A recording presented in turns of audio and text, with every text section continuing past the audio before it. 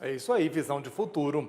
A gente conferiu hoje como está a situação da pandemia no Rio Grande do Sul e em São Paulo. Agora vamos saber como é que está tudo lá no Rio de Janeiro. Por lá, tem cidades fluminenses sem vacina para aplicar a segunda dose do imunizante.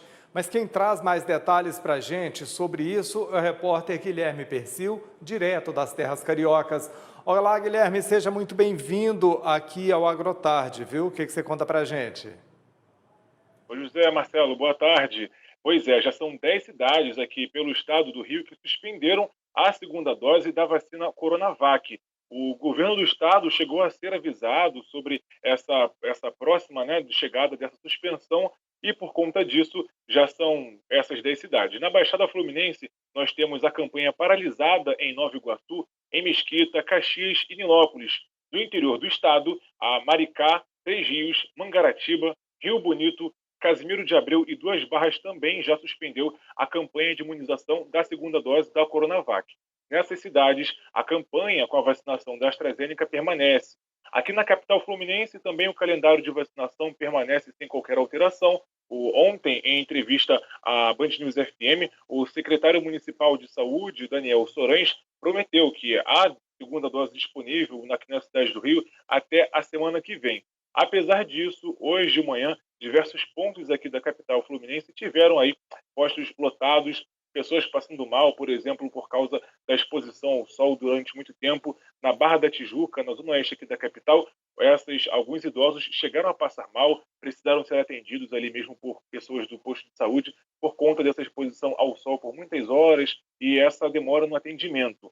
Agora também a gente fala sobre a região de Caxias, na Baixada Fluminense, que suspendeu a segunda dose da Coronavac, mas Duque de Caxias é marcada por muitas polêmicas. O prefeito de Duque de Caxias, Washington Reis, ele já teria desobedecido aí 4 ordens judiciais que pedem esse cumprimento do Plano Nacional de Imunização.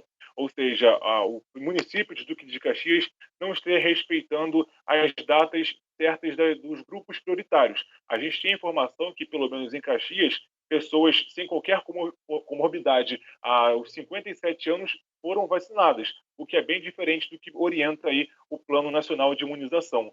Diante dessa falta de organização, dessa bagunça generalizada que tem acontecido lá em Duque de Caxias, muitos moradores, inclusive idosos, têm protestado diante desse caso. Ontem a gente recebeu muitas mensagens de moradores de Duque de Caxias cobrando, do prefeito lá da cidade sobre a campanha de vacinação, que muitas pessoas que não são do grupo de prioridade estão se vacinando.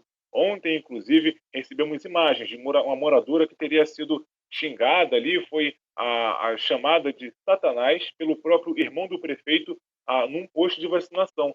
Ela, no vídeo, a gente consegue perceber que ela cobra do prefeito que a vacina dela, ela já é uma idosa, e então ela é hostilizada pelo irmão do prefeito de Duque de Caxias.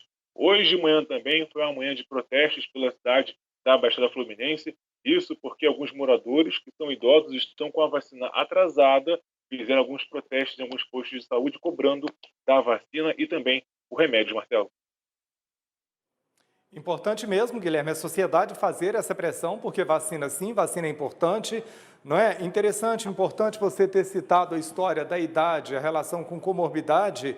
Mais cedo eu vi inclusive uma fotografia da cantora Paula Toller, aos 58 anos, vacinada hoje por ser diabética, ou seja, tem uma comorbidade.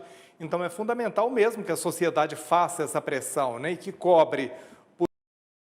Uma outra coisa que eu queria saber de você é com relação à contaminação. Como é que está a transmissão da Covid-19 aí no Rio de Janeiro? Tem índice, tem estatística de cada 100 contaminados, contamina um grupo de quantas pessoas? Como é que está a situação? Pois é, José Marcelo, os índices aqui na capital fluminense, em todo o estado, na verdade, continuam bem altos. A gente tem informação, por exemplo, das últimas 24 horas, só aqui no estado do Rio foram 361 mortes e mais de 4.300 casos confirmados da doença. A gente aqui no estado tem um mapa que vai mostrando o índice de risco em todo o estado. A gente agora está aqui pelo Rio de Janeiro em um estado de alerta, não chega a ser um estado tão grave, mas ainda assim é de alerta em todo o estado. Então, nas últimas 24 horas, são aí 361 mortes e mais de 4.300 casos. A gente tem também informação sobre a taxa de ocupação de leitos de UTI aqui no Rio de Janeiro, que é de 88%. Então, a gente é uma taxa alta ainda, não chega a alcançar uma crise, né, que a gente começa a ter mais problemas mostrados quando chega ali, beira a casa, ultrapassa, na verdade, a taxa dos 90, estamos aqui pelo Rio com a taxa de ocupação dos leitos de UTI em 88. Uma informação também importante que a gente recebeu nesses últimos dias, isso é porque os cartórios aqui do Rio de Janeiro, eles receberam um aumento na taxa de morte de jovens por Covid. A gente não tem essa percepção que a pandemia, pelo menos no Rio de Janeiro, ela está rejuvenescendo.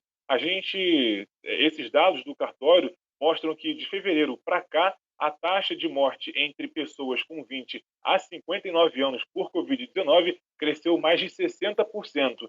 Desde o ano passado, né, do começo da pandemia, essa taxa beirava os 6, 10%, mas os dados dos cartórios aqui no estado mostram aí esse rejuvenescimento dos casos de óbitos, né, e também de confirmados por Covid aqui no Rio. Então, a gente tem essa taxa desse público, né, desse grupo de 20 a 59 anos. Infelizmente, apesar de todos esses dados já registrados pelas fontes oficiais, né, as festas, né, as aglomerações continuam acontecendo. No último final de semana, por exemplo, uma festa para mais de 500 pessoas, a maioria delas jovens, foi encerrada pela Prefeitura aqui do Rio, em um bairro da zona oeste aqui da capital, em Campo Grande. Então, a gente permanece conscientizando as pessoas, temos essas informações sobre a taxa de aumento de mortes e de casos entre jovens, mas ainda assim a gente vê que esse grupo continua desrespeitando aí as orientações dos grupos, né, de saúde, o José Marcelo.